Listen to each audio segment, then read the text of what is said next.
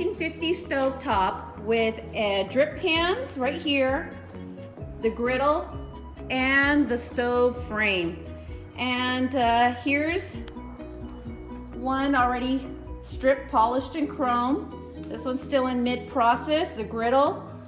That one's already strip polished, copper buff. It still needs to go into the nickel and chrome. But the project got on hold because of these two pieces. As you can see, the corrosion, after we stripped it, it's pretty severe. You can kind of see the mapping of the corrosion right there. The back of a part always tells a story. And here is the frame surround. I guess it sits like this. And the corrosion was this section right here.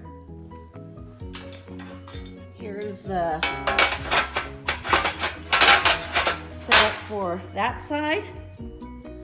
Of course, the heavy griddle that will be chromed goes right here. So we got to figure out if we're going to replace this drip pan. I don't think we're going to be able to find a replacement for the surround, and hopefully we can get a quote for it to be repaired. Again, the back side tells you the map of the corrosion. We'll see what happens. Okay, so far here's a video of it already chromed, wrapped up. We decided that we're gonna end up replacing the frame instead of doing a restoration. Here are the little vent covers right there. And I'll follow up with the video of the other repair. Okay, we finally completed the final burner of this stove project. This was the one that was corroded.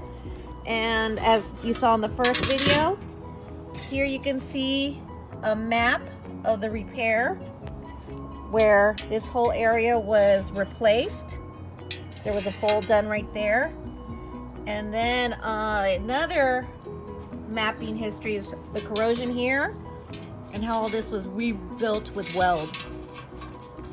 We were really impressed with the repair by our welder, and the customer tested it and it fits well.